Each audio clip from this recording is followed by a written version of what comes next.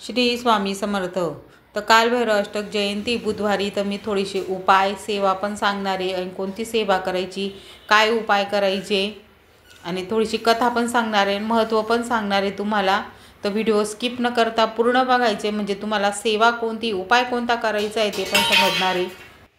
श्री स्वामी समर्थ. कशा आहात? मस्त आहात तर मस्तच राहा. आजचा दिवस तुमचा चांगला जा ही स्वामी चरणी प्रार्थना करणार आहे. येत्या बुधवारी आहे कालभैरव अष्टक जयंती, कालाष्टमी पण म्हटली जाते. त्या दिवशी आपल्याला काही सेवा उपाय करायचे असतात आणि त्यांच्याबद्दल थोडीशी मी माहिती सांगणार आहे, जेवढी मला माहिती तेवढी. तर कालभैरव अष्टमी येत्या बुधवारी तर आपल्याला काही सेवा करायच्या आहेत. हे बघा, हे कालभैरव अष्टकाचं स्तोत्र आहे. याच्यामध्ये सर्व दिलेलं आहे की कालभैरव म्हणजे हे बघा वरद स्तोत्र आहे. याच्यामध्ये आपण जर धार्मिक दुकानामध्ये गेलं तर तुम्हाला हे छोटंसं पुस्तक हे मिळून जाईल. फक्त 15 रुपयाला आहे. याच्यात अर्थसकट कालभैरव म्हणजे दिलेले आहे. हे बघा, कालभैरव अष्टक दिलेले आहे. ओ देवराज्य सेव पाणविग्रह पंकजम व्याल यत्न सिद्रुमिंदु शेखरम कृपाकरम नारदाद योगी वंदितम दिगंबरम काशिका पुराधीनाथ कालभैरव. म्हणजे याचा अर्थ असा होतो की देवराज इंद्र ज्याच्या चरणकमलाची नेहमी सेवा करतो, ज्याने आपल्या मस्तकी शिरोभूषण म्हणून चंद्र धारण केला आहे, ज्याच्या अंगावर सर्परूपी ज्ञानो पावित आहे, जो दिगंबर वेशात आहे, नारदाद योगाचे समूह ज्याला वंदन करतात, जो अत्यंत कृपाळू आहे, अशा त्या काशी नगरीचा स्वामी असलेला कालभैरवाची मी आराधना करतो. तर कालभैरवांबद्दल तुम्हाला सर्वांना माहिती असेल की महादेवांचं एक रूप आहे. तर तुम्हाला थोडक्यात माहिती सांगते. येत्या बुधवारी कार्तिक महिन्यामध्ये येणारी कालाष्टमी, येत्या बुधवारी कालभैरव जयंती, महत्व, अवतार, उपासना, सेवा, महिमा व जागृत स्थाने.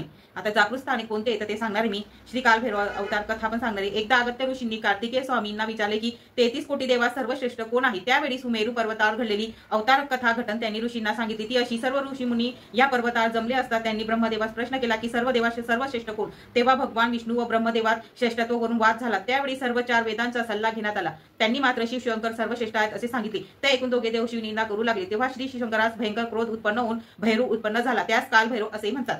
समजलं असेल कालभैरव का म्हणतात शिवशंकरांना. त्यास आमदरकर पापरक्षण कालराज असेही म्हणतात. त्यांना उत्पन्न झाल्याबरोबर आपल्या डाव्या करंगळीच्या नखाने ब्रह्मदेवाचे शिवाची निंदा करणारे 5वे मस्तक तोडले. दोन्ही देवांनी यावेळी कालभैरवाची स्तुती केली. श्री शिवशंकराने सांगितले की श्री कालभैरव माझा अंश अवतार आहे.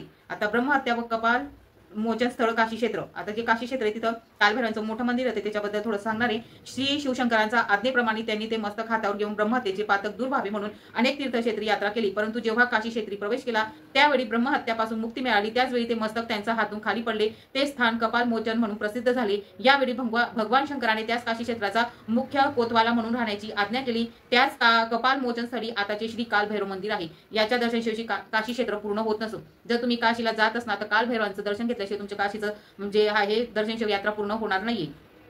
महाकाळ, बटुक भैरव व स्वर्णकर्षण भैरव ही 3 मुख्य स्वरूपाने म्हणजे साक्षात शिवशंकराचंच आहे. तसेच क्षेत्रपाल, ईशान्य, चंडेश्वर, मृत्युंजय, मंजुकोश, अर्धनारीश्वर, नीलकंठ, दंडपाणी व दक्षिण मूर्तीवर हे अवतार शंकराचेच आहेत. भैरवाची एकूण संख्या 64 असून त्यातील 8 भैरव हे 8 दिशेचे रक्षक समजले जातात. त्यांचे 8 गट हे दिवसाचा 8 पहराचे पहारेकरी असतात. भैरव यांचा अर्थ भयप्रद असणारा, भय निर्माण करणारा, उग्र रूप धारण असलेला. शिव हा मानवी भावनाचे प्रकटीकरण त्याचा विविध रूपातून दर्शवत असतो. भैरवाच्या रूपाने तो मानवी मनातील क्रोध, उग्र प्रवृत्ती यांचे प्रकटीकरण करतो. या भैरवाचे एकूण 64 प्रकार आहेत. मात्र हे सर्व 8 प्रमुख शाखात विभागले गेले आहेत. त्यांना अष्टभैरव असे म्हणतात. यापैकी काळभैरव हा या सर्वांचा मुख्य प्रमुख. त्यांचा अधिकारांगत 8 दिशांवर नियंत्रण ठेवण्याचे कार्य हे 8 भैरव करत असतात अशी धार्मिक श्रद्धा आहे. महाराष्ट्रातील जागृत स्थाने. आता कालभैरवांचं मंदिर कुठे कुठे आहे तर श्री गुरुपीठ त्र्यंबकेश्वर मध्ये कालभैरवांची मूर्ती आहे. रायगड जिल्ह्यात वर्धमान जवळ हरेश्वर येथे, पुण्यामध्ये कसबा पेठ येथे मंदिर 325 वर्षापूर्वीपासून येते. आणि ठाणेला कोपिनेश्वर मंदिर तिथे आहे. आणि मुलुंड येथे खंडोबा या मंदिरात आहे. आणि रत्नागिरी जिल्ह्यात खारेपाटण येथे आहे. जळगाव जिल्ह्यात रावेर तालुक्यात थोरगव्हाण येथील मंदिर तिथे पिशाच अगर संबंध बाधा झालेला व्यक्तीस वरील कुठल्याही मंदिरात नेले असता ती व्यक्ती बाधा मुक्त होते असे शेकडो वर्षाचा अनुभव आहे. आपण म्हणतो एखाद्या माणसाला करणी केली आहे, डॉक्टर वगैरे आपण खूप करत असतो, सगळं म्हणजे नॉर्मल येत असतं. तर कालभैरव अष्टकाच्या मंदिरात आपण घेऊन जायचंय आणि त्याच्यावर उपासना व उपाय काय करायचंय. कालभैरव अष्टकामध्ये तुम्हाला माहिती असेल आपल्या म्हणजे जीवनात जेवढे काही संकट असतील, जेवढं घरातील असो, कुटुंबातील असो, कोणी कर्ज बाजारी झालं असेल, कोणी आपले पैसे देत नसेल, घरामध्ये कटकटी असेल, मुलांच्या समस्या असेल, ज्या काही समस्या असतात हे कालभैरव म्हणजे नष्ट करत असतात. तुम्हाला सांगते आता उपासना व उपाय. पत्रिकेतील पितृदोष व काळभैरवांच्या नित्यपठणाने 11 वेळा 6 महिन्यात दूर होतो व मनोबल आपले वाढत असते. जर तुमच्या पत्रिकेमध्ये दोष असेल तर 11 वेळा 6 महिने 11 वेळा आपल्याला रोज संध्याकाळी देवघरात बसायचं, दिवा अगरबत्ती लावायची आणि कालभैरव अष्टक 11 वेळा पठण करायचं. जो काही पितृदोष असेल तो नष्ट होत असतो. घरातील दररोज आता दुसरा उपाय, घरात दररोज दिवे लागणार झाल्यानंतर संध्याकाळी आपण दिवे लावतो ना त्यावेळेस कालभैरव अष्टक म्हणून जर आपण कालभैरव अष्टक म्हणायचंय, अगरबत्ती दिवा लावायचाय आणि जी रक्षा असते ती आपल्याला अशी फुंकायची. जर वाईट नजर, बाधा, तांत्रिक प्रयोगापासून मुक्त राहते.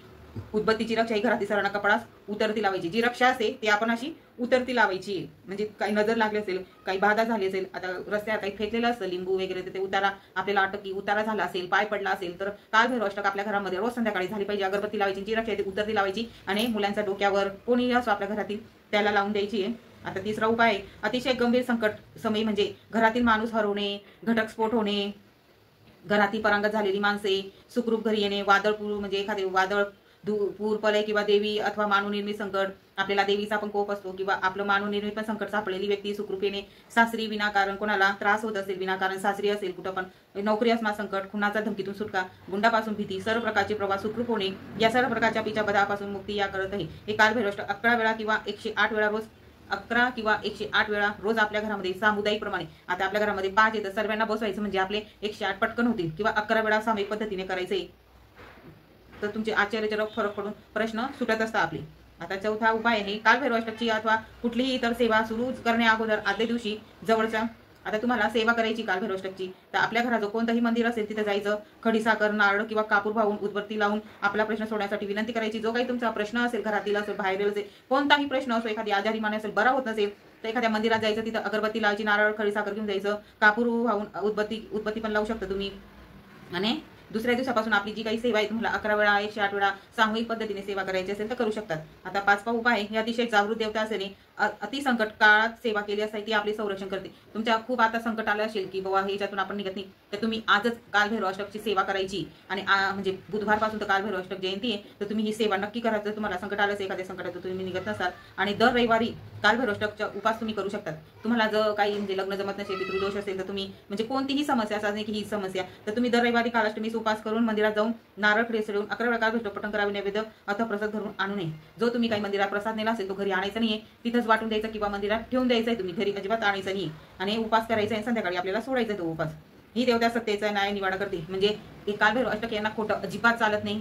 तुमचं काही म्हणजे खोटं असेल तर तुम्हाला सुद्धा पाप म्हणजे तुम्हाला सुद्धा म्हणजे हे होऊ शकतो, त्रास होऊ शकतो, कारण की कालभैरवांना म्हणजे खोटं अजिबात चालत नाही, लबाड लुच्चलो म्हणजे अजिबात चालत नाही. बघा, ही देवता सत्तेचा न्याय निवाडा करते, अपराध्यास दंड करते. म्हणजे तुम्ही जर अपराधी असणार तर तुम्हाला दंड नक्की मिळेल, त्याची शिक्षा तुम्हाला नक्की मिळेल. म्हणूनच काशीतून परतताना भक्त कालभैरवाचा काळा गंड हातात बांधतात.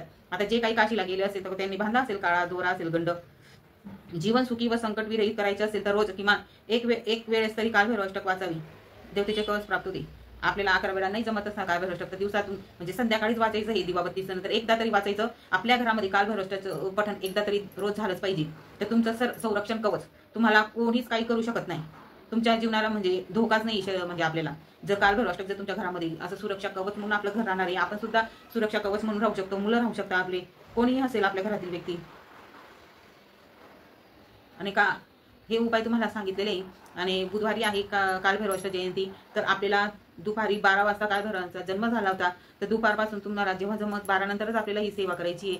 तर तुम्हाला 2 भाकरी टाकायच्या आपल्या छोट्या छोट्या, आणि भरीत करायचं मस्त छान सर्वांना भरीत, म्हणजे आपण करायचं आहे भरीत कालभैरव अष्टक जयंतीला. दिवसभरामध्ये ही सेवा 12 नंतर तुम्ही केव्हाही करू शकतात, संध्याकाळी नेलं तरी पण चालेल. छोट्या छोट्या भाकरी टाकायचा, भरीचं, लिंबू, कांदाचा आपल्याला नैवेद्य दाखवायचा आहे. कालभैरव अष्टकाचं मंदिर म्हणजे असेल जवळपास, तुम्ही शोधा, तुम्हाला नक्की मिळून जाईल कालभैरव अष्टकांचं मंदिर.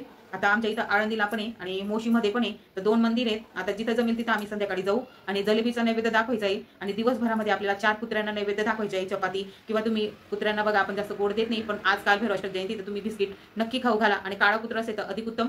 आणि एक आपल्या मुलाला काही नजर बाधा झाली असेल तो अंगावर उतरून काळ्या कुत्र्याला खाऊ घाला, म्हणजे त्याला काही बाधा वगैरे झाली असेल तर ते नष्ट होऊन जाईल.